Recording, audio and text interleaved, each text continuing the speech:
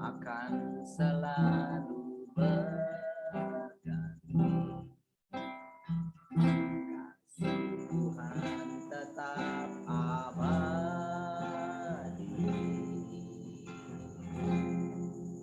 tak akan berubah dan selamanya, tetap percaya. Pintu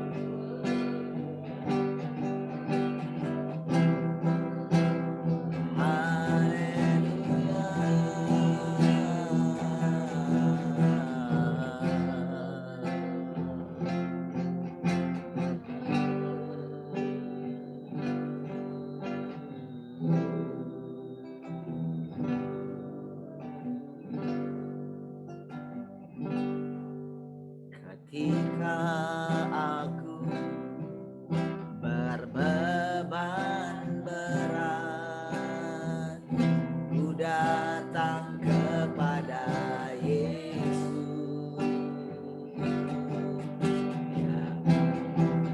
Damai dan sukacita, sejahtera dalam hatiku ketika aku berputus asa. Ku datang kepada Yesus, bebaskanku dan lepaskanku. Kini aku jadi baru. Yesus, Yesus, Tuhan, mulia namamu. Ku tinggikan, ku agungkan namamu selama-lamanya. Yesus, Yesus, Yesus, Tuhan, mulia namamu. Ku tinggikan, ku agungkan namamu selama-lamanya. Katakan sekali lagi dari awal.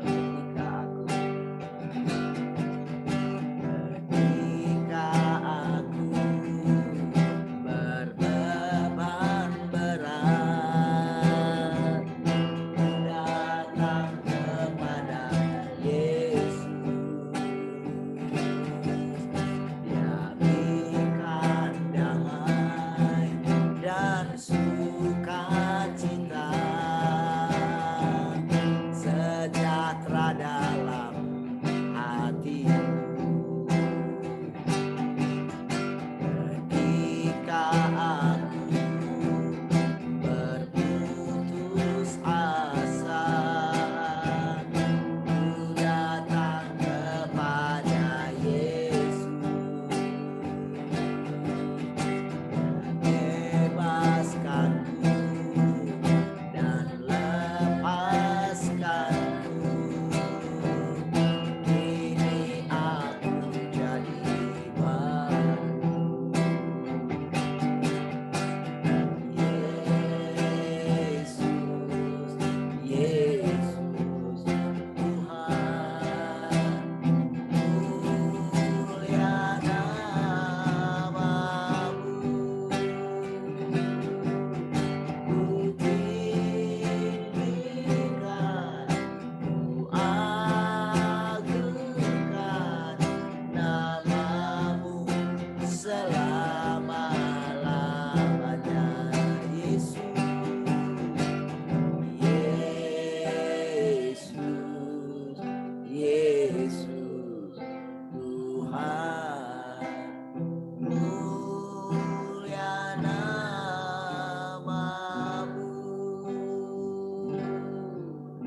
Ku tinggikan, ku agungkan namamu selama-lamanya. Ku tinggikan, ku tinggikan, ku agungkan namamu selama-lamanya. Ku tinggikan, ku tinggikan, ku agungkan namamu selama-lamanya.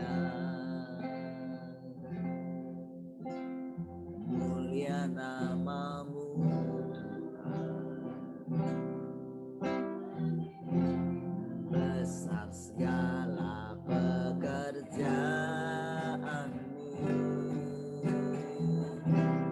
ajaib segala jalan-jalanmu, tak terselami oleh setiap kami. Namun dengan setia Kau menunjukkan jalanmu. Kami bersyukur Tuhan.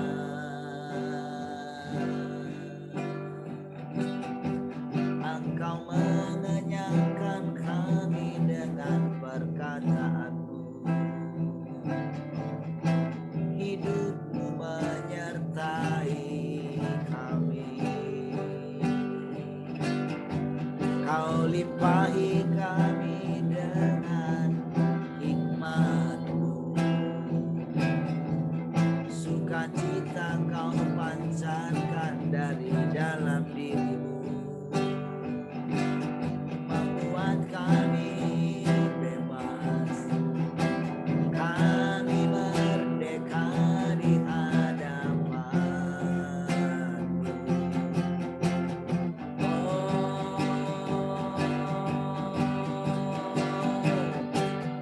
Sekalipun ku berjalan dalam lembah kegelapan,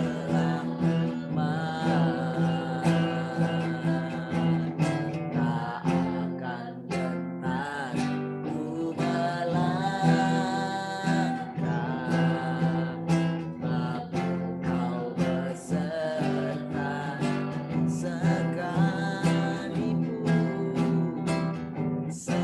Sekalipun ku berjalan dalam lembah kegelapan,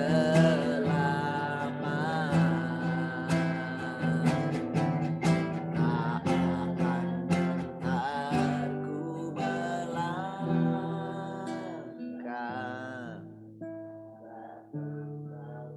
sertaku.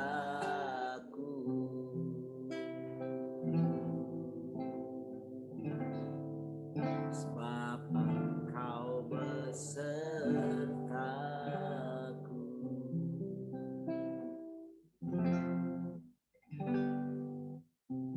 Terima kasih Bapa, kami bersyukur pagi hari ini buat anugerah. Kau sudah menolong kami. Kau sudah membawa kami sampai sejauh ini. Terima kasih Tuhan. Kami boleh merasakan Engkau tetap ada di dalam kami, bersama kami. Kami bersyukur.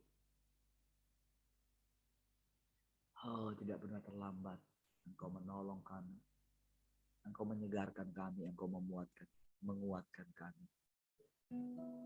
Kami boleh merasakan hidup setiap hari selalu baru. Kasih-Mu yang selalu baru menyegarkan kami. Menguatkan otot-otot rohani kami.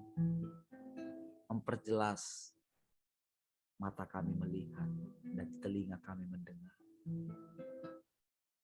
Oh, terima kasih ke kelima indera rohani kami. Oh, itu semakin bisa menangkap kehadiran. Terima kasih Tuhan. Kami bersyukur. Kami dapat memandang Engkau. Dan kami dipuaskan oleh wajah. Terima kasih Tuhan. Kami bersyukur. Haleluya. Amin.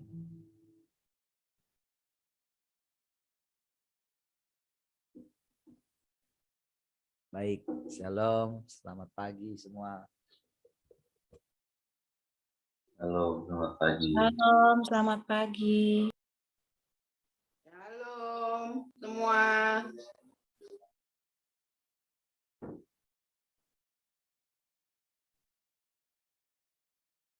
Oke.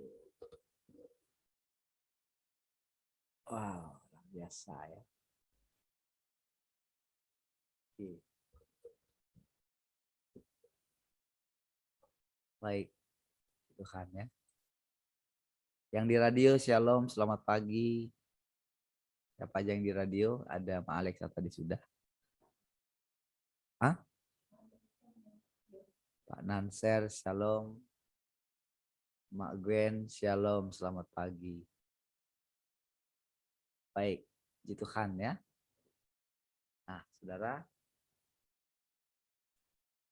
ya saya dengar kemarin juga khotbahnya ya. Puji Tuhan, saudara.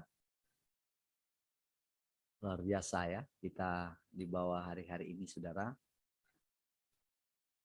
Masuk dalam satu apa lagi ya? Satu, kalau boleh saya katakan, ya musim yang baru lagi ya. Setelah mungkin selama ini saya gitu ya. Dan ini kita masuk musim yang baru gitu ya. Dan kalau dikatakan kemarin Pak Twin bilang tempat ini kosong, maksudnya dalam arti kita pergi gitu ya, membawa apa namanya Tuhan kemana-mana gitu ya. Puji Tuhan, saudara. Dan seperti janji Tuhan, saudara, Tuhan bawa orang-orang ke sini gitu. Itu juga amin gitu ya. Karena kita lihat kemarin ya, Tuhan bawa juga ya, dengan cara yang ajaib juga gitu.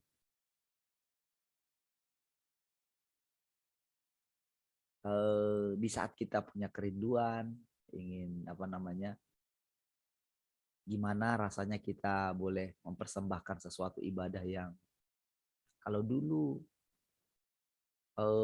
di tempat kita yang lama dulu kita mungkin bagaimana segala sesuatu kita boleh dikatakan sempurnalah dalam hal apa ya, aksesoris ibadah gitu ya dulu gitu ya. Tetapi seiring dengan perjalanan waktu kita melihat bagaimana menjadi rutinitas ya.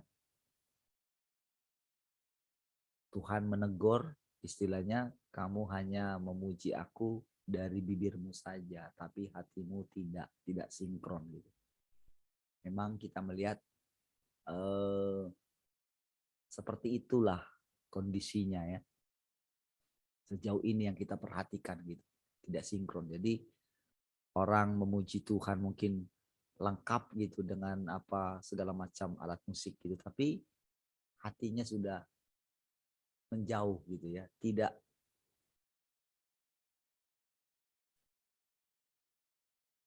lagi melekat gitu, tidak sinkron gitu.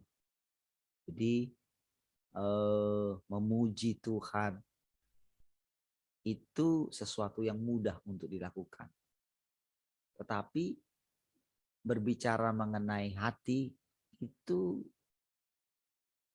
sesuatu yang tidak mudah untuk dilakukan. Karena menyangkut memuji bukan karena kita pengen mendapatkan sesuatu kan. Tetapi memuji karena memang benar-benar dia layak untuk dipuji untuk segala hal yang dilakukan. Jadi bukan hal yang baik saja, tapi termasuk yang buruk yang kita alami pun itu dari Tuhan gitu. Sehingga kita bisa memuji Tuhan dalam hal itu. Ya. Nah, saudara, sebelum saya kemarin khotbah di tempat itu kan saya ada tanya teman, saya sengaja ya karena memang pas kebetulan ngantar anak saya kan ke bandara sekolah itu, jadi aduh saya ini ngapain di mana gitu, kalau balik lagi kan ke sini wah jauh sekali, balik lagi nanti jemput lumayan juga gitu, saya coba ini lagi mana ya, kemana gitu, saya telepon Pak Tri memang lagi sibuk dengan di kantor ya dengan temannya ya nggak bisa gitu. Saya telepon dia lalu saya cerita lah, tanya-tanya gitu kan, panjang lebar memang ceritanya gitu ya. Tapi salah satunya saya tanya tentang gimana Sudah pernah khotbah di sana, sudah gitu ya. Dan gimana di sana gitu? Ah, mati Pak katanya. Ya Bapak rasakan sendirilah nanti gitu. Padahal dia bilang kalau dalam hal khotbah mungkin sudah apa namanya terus berapi-api gitu. Pendetanya maksudnya ya. Sudah berapi-api dan dia pun tipe yang sama ya. Si teman yang saya bilang barusan. Itu juga eh, saya jadi teringat dulu gimana saya ceritakan pengalaman kita waktu kita di gereja yang dulu gitu ya, bagaimana awal-awalnya itu sangat disiplin, itu hal-hal yang paling kecil sekalipun itu sampai bisa ketahuan semua gitu. Sehingga pernyataan-pernyataan yang keras itu, wah itu udah biasa kita dengar, ya. Tapi kalau kita melihat perjalanan, ternyata demikian jadinya. Jadi ada namanya musim-musim gitu. Musim-musim dalam perjalanan rohani juga. Dan kalau lihat sekarang, rasanya yang dulu itu boleh dikatakan ya hampir nggak ada gitu. Karena sudah nyaman gitu ya. Nah, jadi teman ini tipe dia memang seperti nabi lah gitu ya. Dari kesaksiannya saya bisa terima juga gitu ya. Dia tipe nabi yang taulah nabi ya. Lalu pokoknya kamu salah di sini, di sini kayak Yohanes bagus gitu. Punya karunia penglihatan juga gitu. Ya gitu dan saya dengerin gitu ya. Walaupun pelan-pelan saya coba cerita gitu. Nah, dalam hati saya saudara, saya ini ya, karena memang sudah terbiasa enggak peduli lagi kalau misalnya pujian penyembahannya gimana pun gitu ya, enggak peduli lagi gitu ya, karena saya percaya dalam segala keadaan kita mesti lolos gitu ya. Nah, jadi saya ketika khotbah di sana saya memang merasakan gitu ya, gerejanya cukup ya besar juga ya. Saya juga heran juga kalau dulu saya pernah ke situ waktu pertama-tama gereja itu berdiri gitu. Bukan kayak sekarang ya. Jadi dulu mereka masih ya sangat sederhana sekali dari papan gitu. Kalau nggak salah dulu masih tanah ya lantainya. Saya lupa ya. Itu ketika ditahbiskan dulu jadi GBI gitu. Saya ikut di sana. Saya dulu masih di gereja yang lama.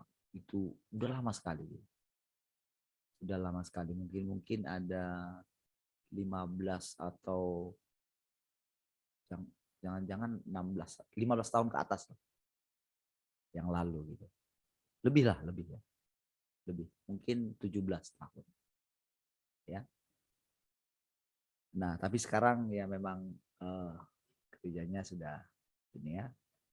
Sudah boleh dikatakan gereja permanen di lokasi Ruli gitu ya. Dan itu atas bantuan dari Korea gitu ya. Nah, jadi saudara ketika saya di situ ketika melihat dari soundnya juga gitu ya, aduh itu bikin telinga itu ya sudah nggak nyaman gitu. Jadi musik itu telinganya itu aduh sakit rasanya gitu karena speakernya itu di belakang gitu. Jadi ada di depan, ada di belakang gitu. Saya lihat memang apa setelannya yang ini, tapi karena saya lihat di belakang itu high semua, low-nya nggak ada gitu. Jadi memang ya, cukup buat nggak nyaman gitu. Sakit lah telinga. Ya. Ya suasananya ya begitulah. Tapi saudara, ketika saya mulai menyampaikan gitu, tadinya saya sudah siapkan tentang dari kitab Wahyu tentang kedatangan Tuhan gitu, tentang bagaimana pokoknya mau berbicara tentang kedatangan Tuhan lah. Gitu. Itu saya sudah siapkan beberapa ayat gitu ya dari Wahyu dari kitab Matius gitu. Tapi ternyata ketika ada pujian, jadi mereka ada menyanyikan pujian dari Pak Eras gitu ya, biasalah tentang kematian ya. Nah, dari situ saudara, dari situlah saya berangkat Yohanes pasal 11 gitu. Membagikan tentang hidup. Ada dua fase sebetulnya. Ada kita memang mesti melewati kematian. Ada tak perlu melewati kematian karena Tuhan sudah datang. Tuhan datang memberikan hidup. Jadi pertanyaan yang diajukan Tuhan Yesus kepada Marta, percayakah engkau akan hal itu? Saya tanyakan ke mereka. Kira-kira kalau Tuhan ada di sini dan bertanya kepada saudara, percayakah engkau akan hal ini? Itu agak lama mereka jawab gitu ya. Saya tanya sekali lagi, percayakah saudara kalau Tuhan bertanya? Tuhan sendiri loh yang bertanya. Amin. Baru amin. Saudara, sepanjang saya khotbah itu, saya merasakan tenang sekali gitu. Maksudnya karena mereka respon gitu. Mereka mendengarkan dengan serius gitu. Karena diawali dengan sangat sulit, Tuhan dulu menemukan orang seperti Maria yang bisa mendengarkan Tuhan dengan tanpa berkedip, saya bilang. Sangat sulit. Bahkan sekarang ini juga sangat sulit. Jadi boleh saya perhatikan di situ jemaatnya boleh saya katakan baru semua karena saya tanya siapa dulu yang waktu pertama gereja ini ada sudah ada di sini. Cuman satu orang yang angkat tangan, itu pun ibu tua gitu. Ya, satu orang saja. Karena semua itu anak-anak muda ya. Anak muda yang ini, keluarga pun keluarga muda gitu. Cukup banyak juga gitu ya. Jadi sepanjang saya khotbah gitu ya, boleh dengan tenang, boleh menyampaikan ya sama seperti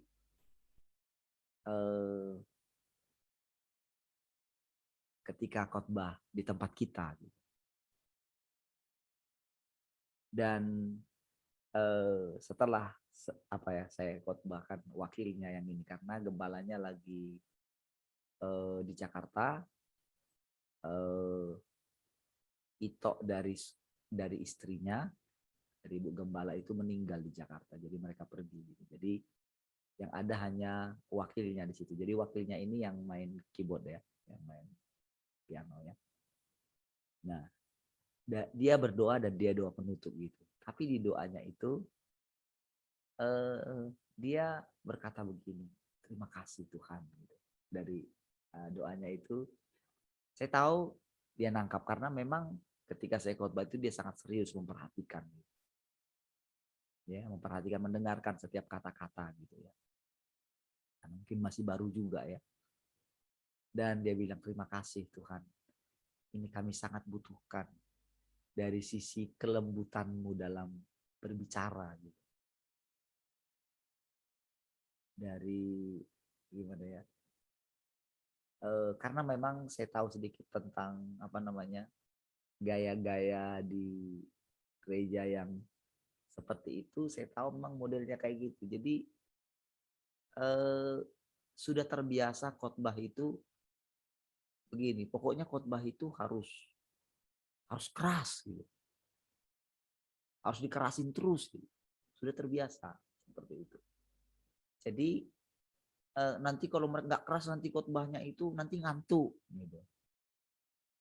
Jadi saya tidak begitu, saya istilahnya santai bicaranya gitu, tapi mereka benar-benar jadi bisa memperhatikan setiap kata-kata firman Tuhan itu dengan baik gitu, bisa mencernanya dan bisa ada waktu untuk merenungkan gitu. ya. Ada waktu untuk merenungkan. Saya lihat dari respon mereka ya, baru mendengarkan dan boleh dikatakan ya hal-hal yang baru ya. Jadi ketika kan di lagu itu kan asli kematiannya itu kan hanya kematian satu saat pasti semua akan mati gitu loh dari lagu itu kan. Nah jadi saya bilang ini setengah dari kebenaran itu, bukan ini semua kebenaran itu. Justru dari sekarang kita sudah harus hidup dalam kekekalan, bukan nanti. Bukan nunggu mati baru masuk Yerusalem baru. Bukan sesuatu waktu yang lama nun jauh di sana. Itu mesti kita sudah hidupi dari sekarang. Jadi, makanya hal-hal kecil dalam hidup kita pun diperhatikan oleh Tuhan. Sikap kita. Jadi kita bukan di luar lagi. Jadi saudara, dari doanya itu saya benar-benar gini, iya Tuhan terima kasih. Bahwa ternyata betul saudara. Kalau dengar tadi ceritanya Bu Rahel juga ya, dengerin yang di GKI dan di Katolik itu ya, yang di Solo itu. Tentang misa arwah itu ya. Nah, jadi ternyata perlahan-lahan kita mulai menyadari bahwa ternyata benar Tuhan datang ke semua area gitu. Begitu kemarin saya dengerin ya khotbah Bapak Twin di sini ya. Itu saya mengucap syukur gitu. Kok bisa ya tepat waktunya. Kan kemarin kan ada saudaranya Uli yang istrinya mantan muslim itu. Masih pacar ya, sorry. Saya kira sudah istrinya. Nah, jadi ceritanya gimana? Iya, iya. Oke ya. Jadi ceritanya kan dia jadi ikut Kristen lah ceritanya ya. Iya. Jadi karena dia nggak mau pergi ke gereja, si ponakan Uli ini yang laki-laki. Jadi udahlah aku balik muslim lagi lah katanya gitu. Kalau kamu nggak mau ke gereja. Sementara kan kalau dibawa ke HKBP gimana? Nggak ngerti, nggak ada yang jelasin kan? Karena si ini kan HKBP. Jadi dia permisi ke Uli supaya bisa nggak ibadah di situ katanya ya bisa. Ya, itulah mereka datang. Jadi ketika Pak Twin jelasin khotbahnya tentang yang seperti itu ya, tentang ya mertua saya berasal dari Muslim dulu, itu kan benar-benar tepat ya. Tepat dengan orang yang, dan satunya lagi yang itu dari gereja apa gitu ya. Dan dia memang lagi cari gereja juga. Datang itu kan. Itu tepat juga masalahnya, dia itu ditegur di gerejanya. 1 tahun yang lalu. Kebetulan kami kemarin pergi itu ada syukuran lahir anaknya ponakan saya. Dulu dia di situ ibadahnya. Jadi saya tanya,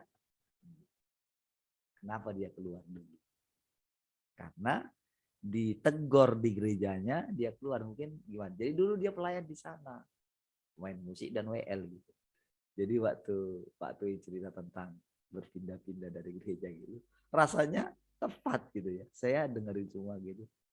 Kok bisa ya?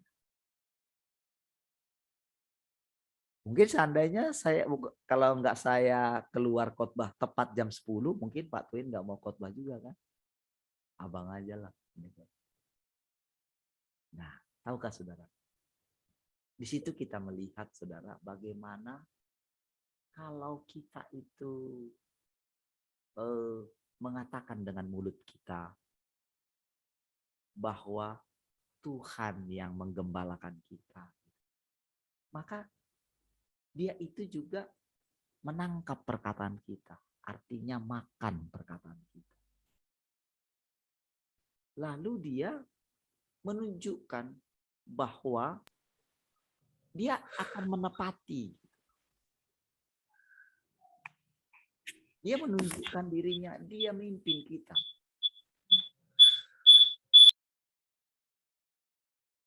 Dia memimpin kita. Dia ada di antara kita. Itu benar-benar ketika saya ada di sana gitu, benar-benar menikmati gitu ya. Melihat Tuhan melayani mereka yang ada di sana gitu. Dengan apa yang paling mereka butuhkan. Ya. Apa yang mereka butuhkan saat itu. Kira-kira seperti itulah gambarannya. Bagaimana nanti Tuhan jadikan kita kan, ini kan masalah dia bukan masalah kita kan.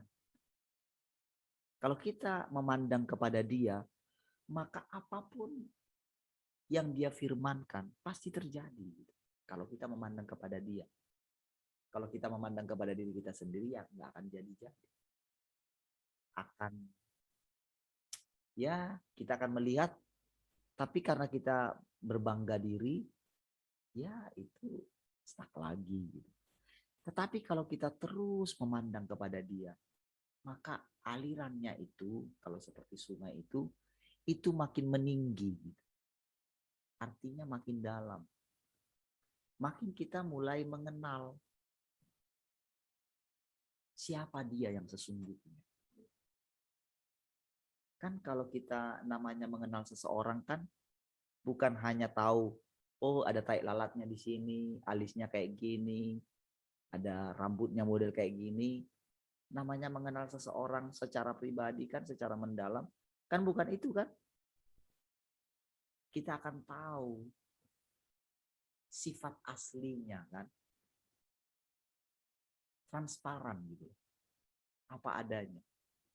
Itulah sebetulnya mengenal Tuhan. Jadi bukan apa kata Alkitab. Alkitab itu kan berisi pengalaman orang tentang Tuhan. Perkataan Tuhan kepada murid-murid, bukan langsung kepada kita.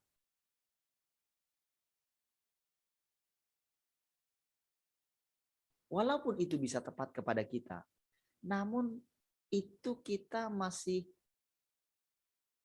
menyembah atau masih mengenal firman, bukan mengenal Roh Kudus. Roh Kudus itu intinya Allah gitu. Ya. Jadi tidak hanya Roh Kudus itu tidak hanya sifatnya seperti ibu feminim ya, enggak. Sebetulnya inti daripada kalau dikatakan Roh Kudus itu pusatnya Allah sebetulnya. Arti yang sesungguhnya. Makanya dikatakan dosa kepada Roh Kudus itu, menghujat Roh Kudus itu tidak diampuni gitu. Di dunia sekarang, di dunia yang akan datang. Ya, itu artinya gitu. Nah, jadi makanya pengenalan yang dimaksud oleh Tuhan. Kenapa dikatakan kemarin kita itu menyembah berhala, menyembah bayang-bayang, menyembah Alkitab?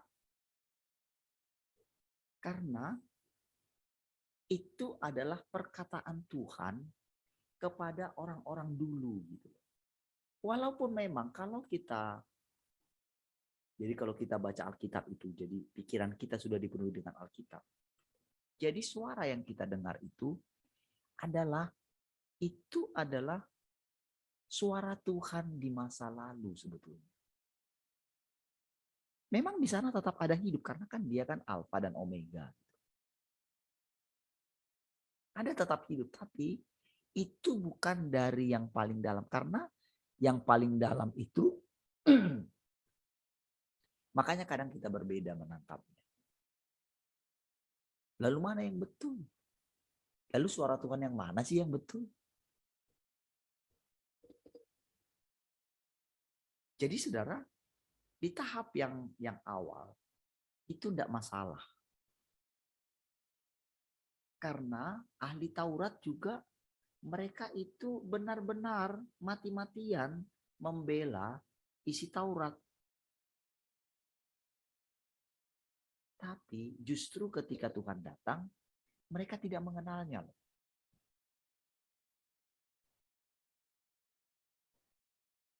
Bahkan mereka sampai rela, sampai lebih memilih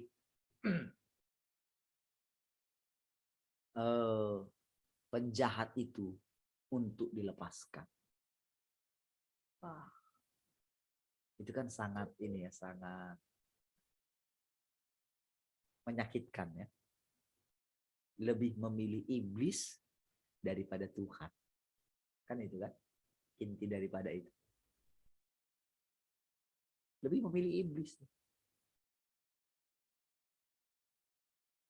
Walaupun itu kan ada juga ternyata gambaran. Ternyata ada satu orang yang sama-sama penjahat kan. Tapi dia sudah bertobat di ujung hidupnya. Sehingga pada hari itu engkau bersama dengan aku di Firdaus karena Tuhan. Wow, bayangkan itu di puncak.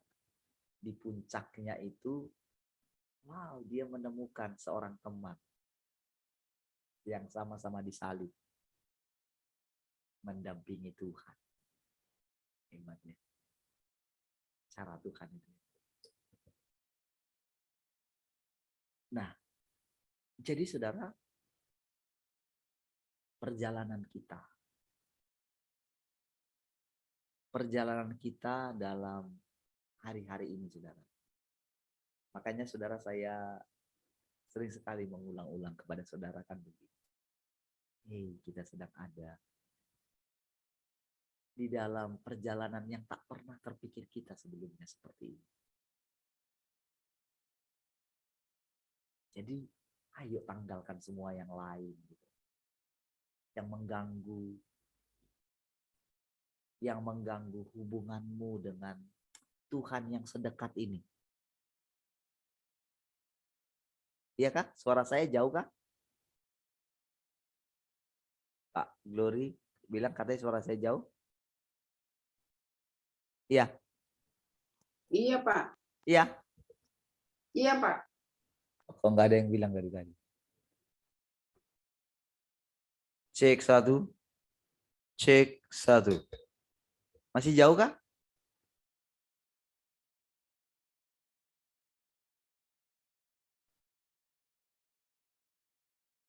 Cek 1. Bentar ya. Di sini baik-baik saja. Oh. Cek 1. Sini memang turun tadi. Oke ya. Cek. Sudah oke? Haleluya. Oke. Boleh jempol? Oke ya. Baik. Oke, sip. Ya, sudah oke katanya ya. Jadi kadang suaranya memang beda ya. Tolong turun situ, Bang. Speaker di sini.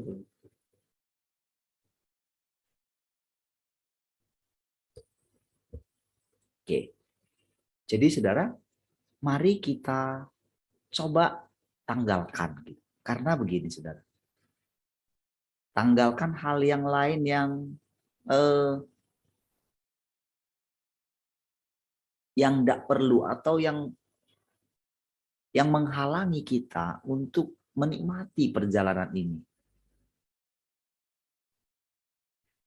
Bahwa ternyata Tuhan sedang ada di atas muka bumi ini, namun tidak disadari oleh banyak sekali orang. Bahkan mereka yang mengatakan dirinya hamba Tuhan yang punya pengalaman dulu, melakukan mujizat, melakukan apapun, yang mungkin masih bangga dengan itu. Tapi mereka tidak menyadari Tuhan yang sedang ada di antara kita. Kalau dengar tadi kesaksiannya Bu Rahel tadi itu ya, memang iya. Bahkan di dalam seluruh agama.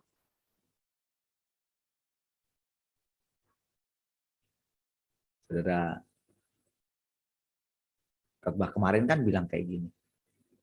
Kalau dulu kita memaksakan orang, oh terima Tuhan, harus mengakui dengan mulut. Menerima Yesus sebagai Tuhan dan Juru Selamat. Jadi sebetulnya memang saudara, kitab Roma itu kalau mengaku dengan mulut gitu, berseru gitu, maka akan diselamatkan gitu ya, mengaku, menerima Tuhan. Sebetulnya itu memang dulu adalah untuk memisahkan gitu. Karena pada waktu itu terjadi penganiayaan, saudara. Terjadi penganiayaan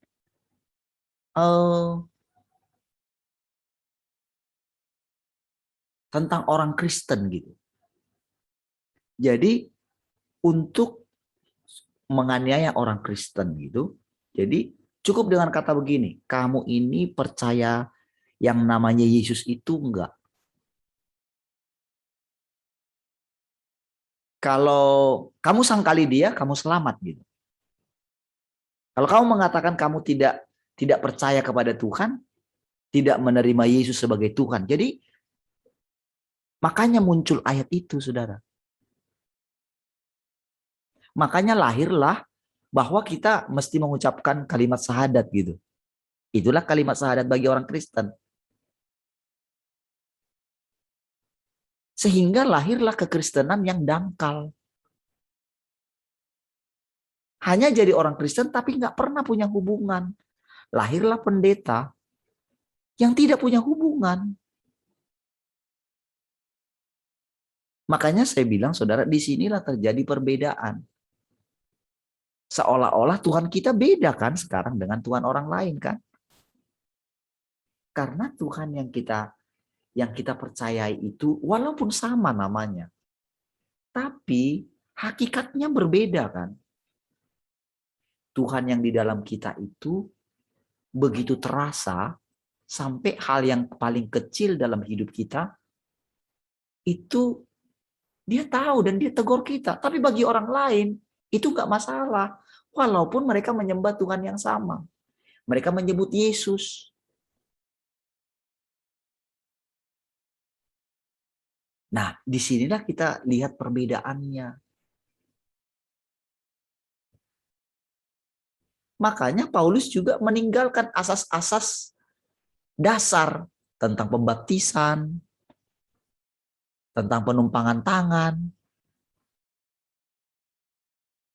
Kenapa dikatakan kita mesti tinggalkan? Karena memang kita sudah ada di waktunya Tuhan sendiri yang datang. Jadi kita percaya bukan apa kata orang lagi, tapi apa kata Tuhan yang bicara setiap hari dalam hati kita. Jadi Tuhan itu yang katanya kita sudah terima itu. Aku percaya menerima Engkau sebagai Tuhan dan Juru Selamat. Sekarang kenyataannya Tuhan yang kita terima itu bukan kalimat syahadat gitu loh.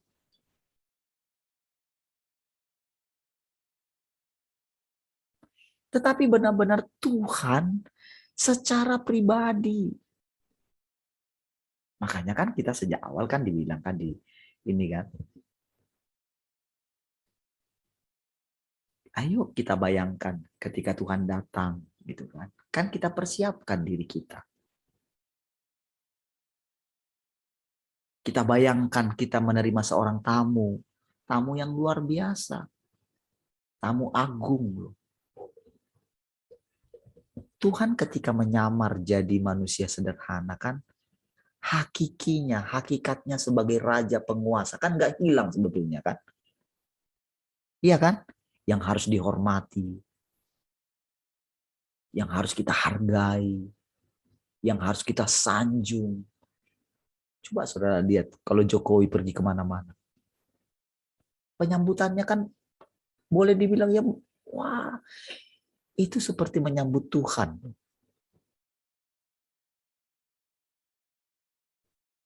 Lihat dia pergi ke bangsa-bangsa, saudara. Itu tahu nggak? Pemimpin-pemimpin bangsa-bangsa itu menyambut dia seperti Tuhan. Iya, sekarang ini saudara lihat. Tahu nggak maksudnya? Itu Tuhan izinkan, saudara.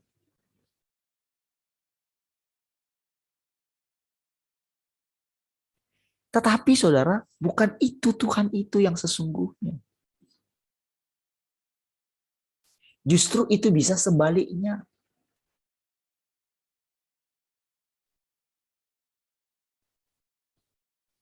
Dan tahukah saudara, Tuhan yang sesungguhnya sedang datang ke rumah kita masing-masing.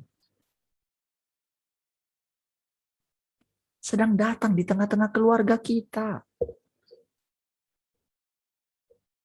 Dia akan tanya kita. Dia perhatikan kita, cara kita mendidik anak kita. Cara kita mengelola keuangan kita. Semua dia perhatikan gitu loh. Tapi dia datang itu saudara, hebat sekali pokoknya. Hebatnya gini saudara. Karena dia sudah pengalaman dengan kita. Dia itu datang dengan dari berbagai macam sisi. Sampai membuat kita itu benar-benar dia berusaha sampai tidak terlalu menyinggung kita gitu.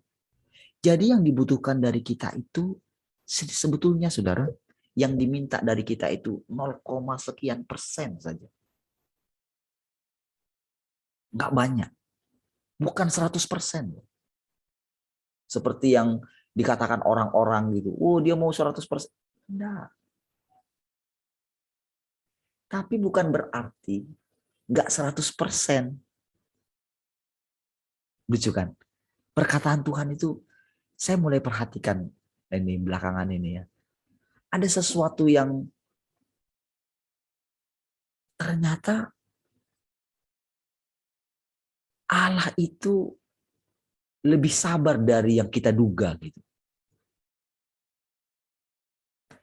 Tapi lebih strikingly daripada yang kita duga.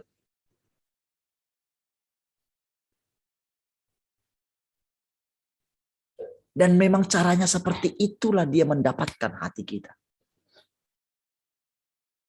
Tahu nggak saudara? Yang 0,1% itu, itulah iman sebesar biji sesawi itu.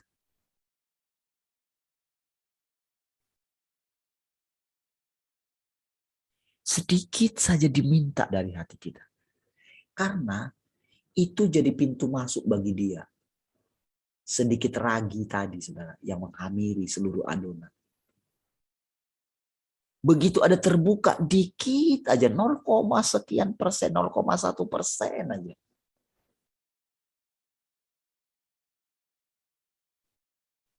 Yang kita buka, yang kita berikan hati kita kepada dia. Waktu ada masuk sedikit itu saudara, itu sudah cukup bagi dia untuk boleh bekerja dan berhasil mendapatkan saudara dan saya. Jadi bukan langsung 100%, jadi dia itu bukan, dia itu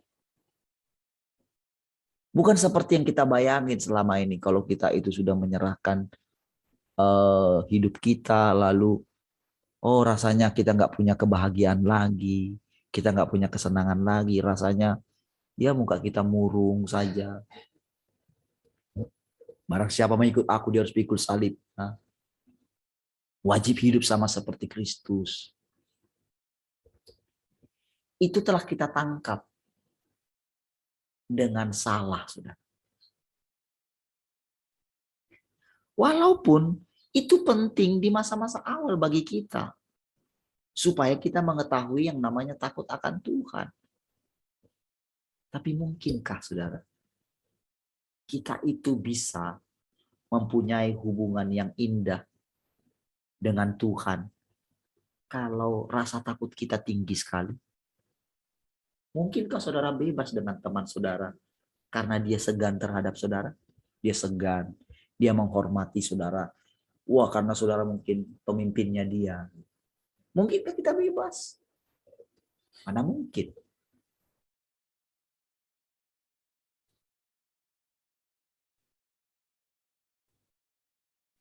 Tetapi bagaimana sikap seorang ayah ketika melihat anaknya nggak bertanggung jawab, nggak disiplin dalam hidupnya?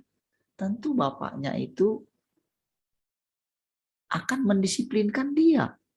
Seolah-olah dia menjadi orang lain bagi anaknya. Itulah yang terjadi sebetulnya. Jadi saudara, coba perhatikan setiap perkataan Tuhan yang saudara dengar rasanya. Dan kalau saudara baca pun dalam Alkitab, itu memang berbeda perkataannya dengan perkataan manusia.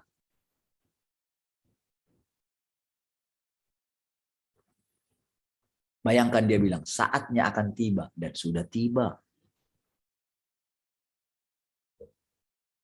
Kalau Pak Andreas dulu bilang kan itu ada dua. Ada dua peristiwa yang seperti itu kan. Penyembah-penyembah benar. Satu mengenai penginjilan di dunia orang mati kan. Orang-orang mati akan mendengarkan suara anak Allah. Dan mereka yang mendengarnya akan hidup. Apakah dua itu saja? Nah, itu hanya mewakili saja bahwa sifat perkataan Allah itu demikian. Jadi dia itu seperti punya tatanan gitu loh. Punya gaya bahasa yang berbeda dengan manusia. Dan dia nggak pernah lari dari koridor gitu.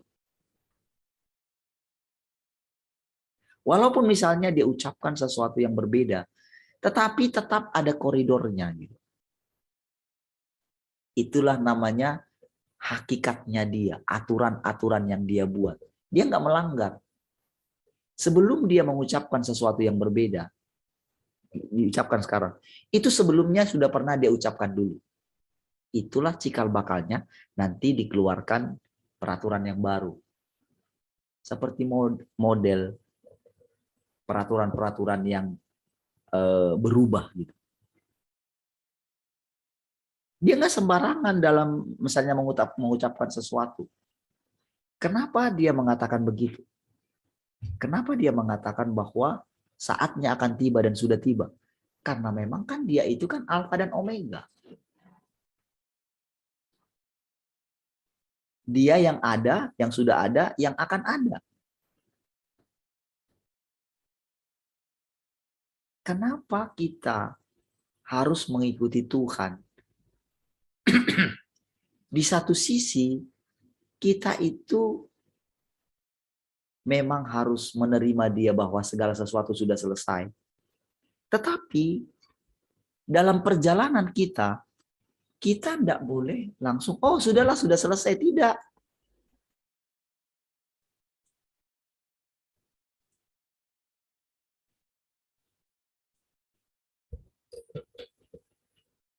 Karena kalau kita sudah sampai langsung di akhir, itu dalam perjalanan ini kita nggak semangat lagi mengikut dia. Bahkan akan muncul nanti dalam kita itu, ternyata segininya juga bosan. Karena kita merasa sudah tahu, bukankah kita pernah mengalami seperti itu? Sehingga kadang-kadang membuat kita ketika bangun pagi-pagi, kalau kita nggak melupakan yang kemarin, kita nggak bisa dengan segar. Makanya kadang-kadang dibuat kita itu mengalami hal-hal yang untuk membongkar kenyamanan kita. Jadi tahukah saudara, setiap hari Tuhan itu. Kenapa saya bilang bisa setiap hari? Tuhan itu bisa detail kepada kita. Karena masing-masing kita itu sudah membuka pintu kita itu loh. Firman-Nya itu masuk. Jadi anggaplah sekarang firman-Nya itu seperti banyak ini. Yang digambarkan 7 yang diutus itu kan. Angka 7 di situ itu bukan angka 7 secara harafiah, secara angka manusia. Bukan. Tetapi angka 7 di situ berbicara mengenai itu dia banyak gitu sebetulnya. Sebanyak umat manusia yang membuka pintu rumahnya untuk dia. Jadi ketujuh roh Allah itu dirinya juga. Bukan seperti yang kita pelajari kemarin. Oh, berarti dalam kita itu jadi berapa? Jadi ada Roh Kudus 3 tambah 7 tambah roh kita sendiri jadi 11 katanya. Bukan begitu. Ya. Bukan begitu artinya. Tetapi 7 roh itu maksudnya dirinya sendiri. Salah satu dari yang 7 itu. Jadi kita nggak bisa bilang, oh ini 7 roh ini. Enggak, bukan.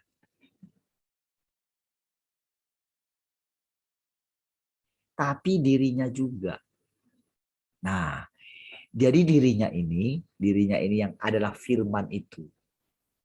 Jadi dalam wujud firman dia, oke. Jadi ketika sebanyak apa kita ini boleh menerima dia, menerima si firman itu. Jadi bayangkan masing-masing kita itu punya Tuhan. Ya, masing-masing. Masing-masing kita punya Tuhan, punya Allah. Nah, seberapa banyak kita menundukkan diri kita kepada sang firman ini? Ya, ingat yang di dalam kita ya. Yang di dalam kita. Jangan dulu pandang yang di dalam orang lain, yang di dalam kita dulu. Ya. Jadi sebanyak apa kita menundukkan diri, maka sebanyak inilah kita itu mendapatkan Tuhan itu dari sumbernya. Jadi artinya Tuhan yang di dalam kita ini juga bertumbuh. Ya. Yang di dalam kita ini dia bertumbuh seiring dengan kita ini yang menerima dia ini. Jadi suara yang kita dengar, suara Tuhan yang kita dengar memang sesuai dengan pemahaman kita. Makanya kalau misalnya saya sejauh ini memang memahami. Jadi cara dia berbicara dan segala macam itu rasanya apa saja yang diterangkan berikutnya, rasanya itu langsung nangkap. Tetapi dengan yang sama yang di dalam saudara, ketika misalnya saudara mendengarkan apa yang saya sampaikan, itu bisa saudara masih sulit.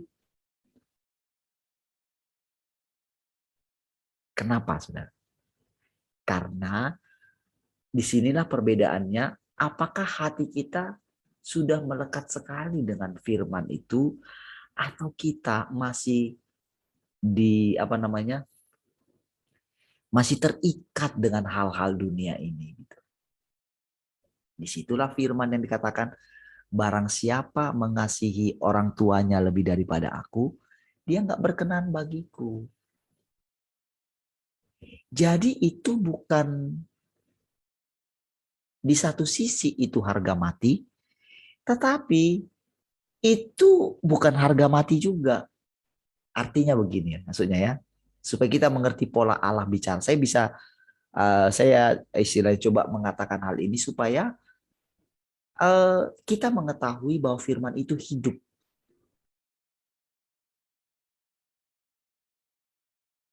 Dia kasih standar yang tinggi dulu, standar yang tinggi. Tapi untuk mendapatkan standar yang tinggi ini, bukan dengan cara kita. Dia akan izinkan dengan cara kita mencoba, tetapi tidak akan bisa tercapai. Akhirnya kita ini nanti menyerah gitu loh. Lebih baiklah kita menyerah sejak awal. Jadi kalau kita sudah mengalami banyak sekali kegagalan di masa yang lampau, jangan ulangi maksud Tuhan. Ayolah, cukuplah. Jangan takut, katanya. Jangan takut menyerahkan dirimu. Jangan takut mempercayai aku. Makanya dia katakan tadi, 0,1% aja. Bahkan mungkin lebih kecil dari situ. Makanya dikatakan biji sesawi. Jadi saudara, kita mendapatkan mujizat A, mujizat B, kita boleh punya karunia A, karunia B, kita misalnya mendapatkan pelayan mungkin nanti ini jadi besar, apa saja itu saudara, itu akan selalu dia minta kita serahkan kembali kepada dia.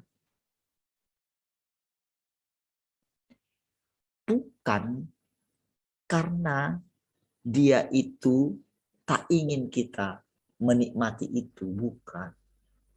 Tapi begini saudara, selalulah punya sikap, serahkan sesuatu kepada Tuhan.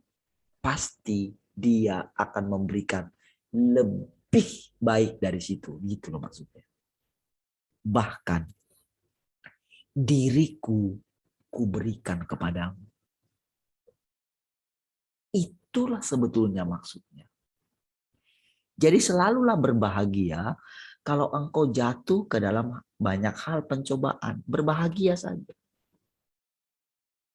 Jangan mau keluar dari situ. Jadi firmannya itu benar sekali. Jangan terpaksa berbahagia. Tetapi saudara boleh melatih diri saudara berbahagia. Pandanglah dia. Jangan pernah alihkan perhatianmu kepada dunia ini. Melebihi kepada Tuhan.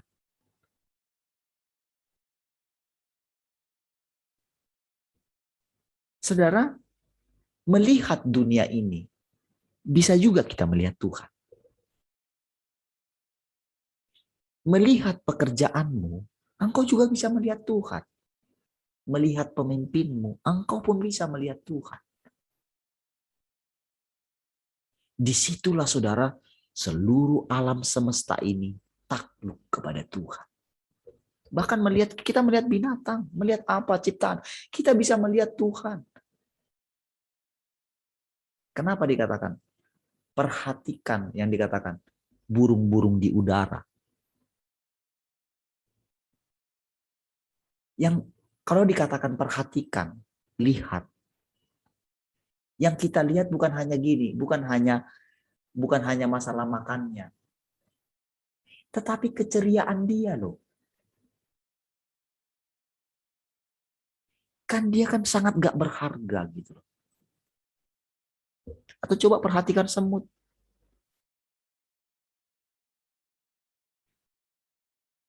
Bayangkan misalnya kalau banyak sekali semut itu, semut api misalnya. Kita siram pakai air panas gitu. Itu rasanya makin banyak keluar loh saudara.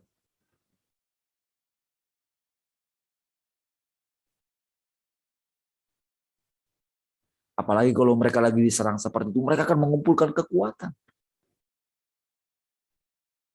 Apakah mereka itu menganggap itu sebagai, mereka kan nggak punya kekuatan. Kekuatannya hanya nyengat. Mereka rela mati gitu ya. Kalau ada yang mengganggu mereka, sebesar apapun nggak peduli kan. Nggak peduli mereka mati. Mungkin bagi mereka itu kesusahan besar kan ketika kita siram air panas kan. Tribulasi gitu.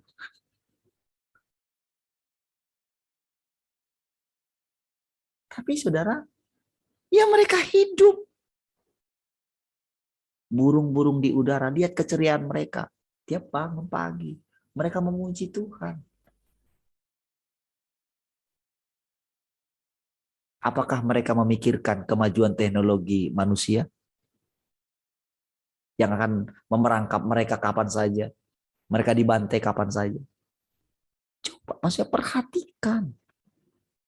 Apalagi kamu katanya.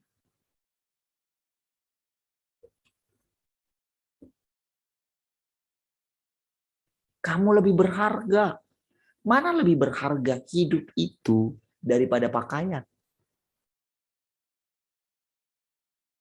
Perhatikan bunga bakung di padang. Yang pagi mekar, sore sudah layu nanti. Tidak ada Salomo pun dalam segala kemegahannya tidak berpakaian seindah bunga bakung itu. Kamu pun akan didandani.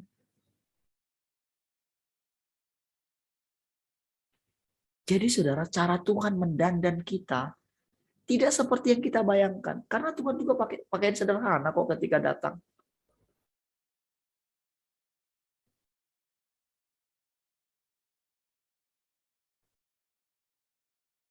Tapi kalau kita didandani dengan pakaian yang indah pun, dia senang juga. Dia kayak melihat waktu kita melihat anak kita waktu masih kecil gitu ya. Kita kasih pakaian gitu, pakaian yang baru, wah dia senang sekali. Kita ganti lagi pakaian yang lain, beli lagi, waduh senang lagi. Mulai dia suka, aku pilih pakaian yang ini, pakaian Barbie, pakaian apa gitu. Frozen gitu.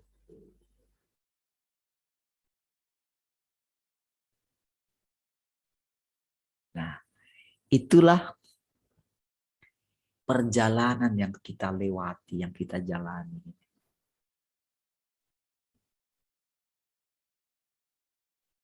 Pak Twin kan bilang kemarin itu, seandainya dulu tahu pengertian ini, Tuhan gak berhutang kepada siapapun.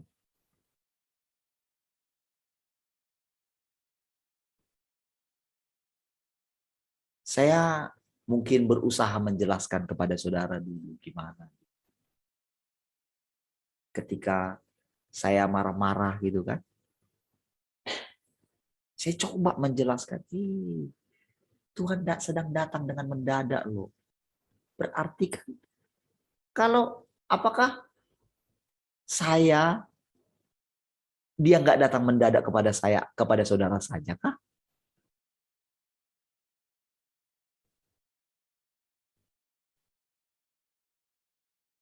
Kalau dulu seandainya saudara di pihak saya, nggak tahu lah, nggak akan berani saudara melanjutkan.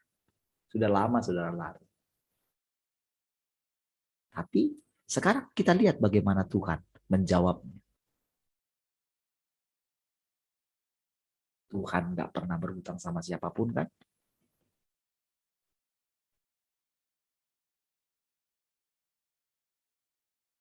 Sehingga kita bebas. Saudara juga bergantung kepada saya kan? Karena sekarang saudara sudah melihat Tuhan dan mengalami Tuhan. Nggak perlu takut dengan saya kan? Karena kita sama kan? Saudara bisa melihat saya, menghakimi saya dengan kekurangan saya, dengan marah-marah saya, dengan apa saja saudara bisa lihat.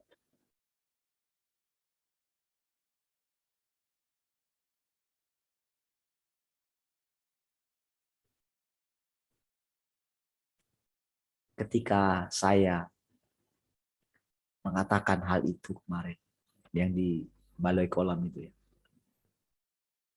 itu benar-benar saudara, mungkin seperti ini dulu kami ya. Tapi mereka masih banyak saudara.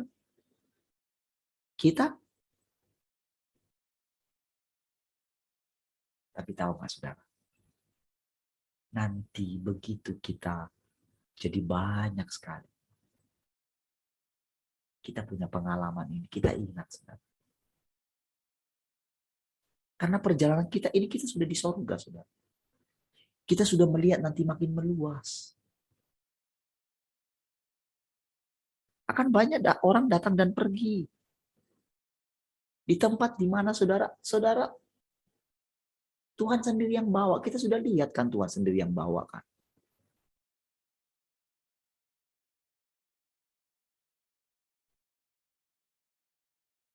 Bagaimana kehidupan kita selanjutnya? Keluarga kita satu demi satu. Nggak ada saudara yang dilupakan oleh dia. Nggak mungkin. Dia sangat pintar mengambil hati kita saudara. Hebat saudara. Dan tahukah saudara? Mungkin ada satu masa nanti saudara. Kita seperti ditinggalkan, seperti nggak terasa. Tetapi saudara, pengalaman kita bersama dengan Tuhan sangat membekas. Mungkin ada rasanya kita nggak dipimpin oleh dia. Dia suruh malaikatnya memimpin berjalan di depan kita. Tapi saudara, jejak kaki Tuhan di dalam kita. Jejaknya itu, saudara. Kita bisa ikuti. Pengalaman kuat yang kita miliki sekarang ini, saudara. Makanya lewat tempo sampai dikatakan 1335 hari itu, saudara. Itu sampai membuat seperti bangunan gitu, atau seperti satu kota yang terbangun dalam diri kita ini. Artinya, kemana-mana ada Tuhan. Di dalam situasi, dalam musim apapun yang berganti-ganti dalam hidup kita, kita melihat Tuhan. Anak kita makin besar, tahun demi tahun. Tahu nggak? Kita melihat jejak Tuhan di sana.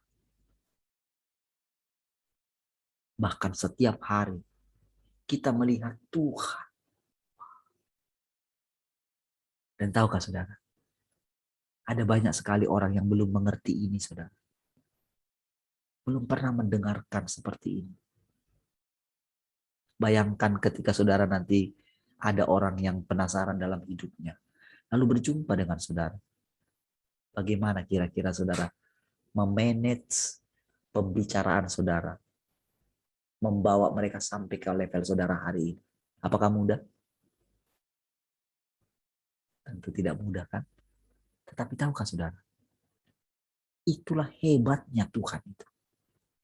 Makanya dikatakan, hendaklah kamu dalam hidupmu bersama menaruh pikiran dan perasaan yang terdapat dalam Kristus yang walaupun dalam rupa Allah, namun tidak menganggap kesetaraan dengan Allah sebagai milik yang harus dipertahankan, melainkan telah mengosongkan dirinya.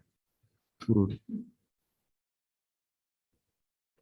Waktu saudara turun dikit, waktu si rekan yang saudara ajak bicara tadi itu membuka hatinya dikit aja, maka sama seperti dulu ketika engkau menerima perkataan Tuhan, maka orang itu juga menerima yang sedikit perkataan Tuhan itu.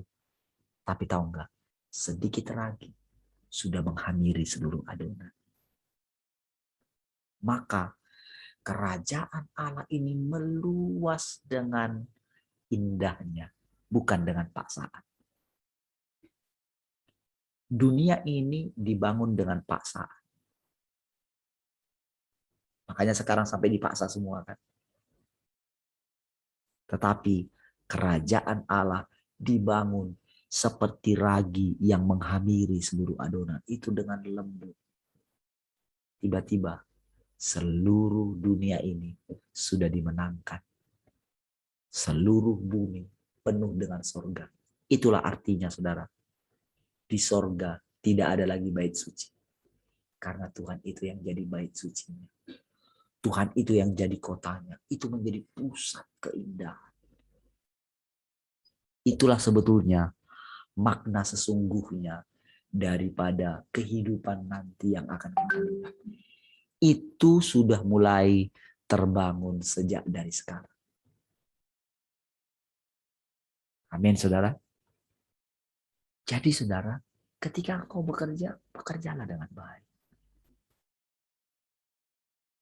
Lupakan yang kemarin. Pergaulan yang kemarin, ketegangan-ketegangan yang kemarin dengan teman-teman, apapun itu. Sekarang lihat, hidup yang di dalam saudara itu mengalir kepada semua orang. Itulah kerajaan Allah yang terbangun. Wow. Kita akan melihat, saudara, seluruh alam semesta ini. Semua dengan rela hati menyembah Tuhan, memuji Tuhan, mengakui kedaulatan. Sampai ke dunia orang mati sekalipun. Nggak ada yang tersembunyi di hadapan Tuhan. Semua masuk. Terjadi perubahan di sana. Jadi ketika mereka sekarang mungkin dalam kegelapan, tetapi sekarang terang Tuhan pun sampai ke situ. Ke tempat yang paling gelap sekalipun. Lembah bayang-bayang maut. Kita berjalan juga di sana. Kalau di waktu yang lampau rasanya mereka, karena mereka tahu kita punya terang, lalu mereka menyerbu kita. Tapi saudara, level berikutnya, musim berikutnya tidak lagi demikian. Ketika kabar diberitakan kepada mereka, dengan sendirinya mereka mendengarkan suara anak Allah. Mereka akan hormat, tidak sembarang. Nggak boleh. Nggak bisa nempel. Nggak bisa. Dan tidak mungkin. Dalam arti gini, segala hal yang kotor, yang najis dalam mereka tidak bisa ngikut sama kita, termasuk sakit penyakit mereka tidak bisa. Karena maut sudah ditelan oleh hidup yang makin berlimpah di dalam kita. Itulah artinya satu orang bertobat, seisi keluarga diselamatkan. Baik, sudah jam 6. Kita lanjutkan besok ya. Baik, mari kita berdoa. Terima kasih Bapa Surgawi, kami bersyukur pagi hari ini Kau sudah menolong kami semua. Kami boleh menikmati persekutuan yang indah bersama dengan Engkau. Terima kasih, kami bersyukur. Bagimulah seluruh hidup kami sepanjang hari ini. Kami bersyukur. Mari kita kerjakan hari ini bersama-sama Tuhan. Pekerjaan yang indah. Oh, atas muka bumi ini. Sehingga muka bumi ini penuh dengan kemuliaan. Terpujilah Engkau Tuhan. Kekal selama-lamanya. Mari kita semua yang mengasihi Tuhan sama-sama katakan. Amin. Baik, puji Tuhan. Tuhan memberkati. Sampai ketemu besok pagi. Shalom.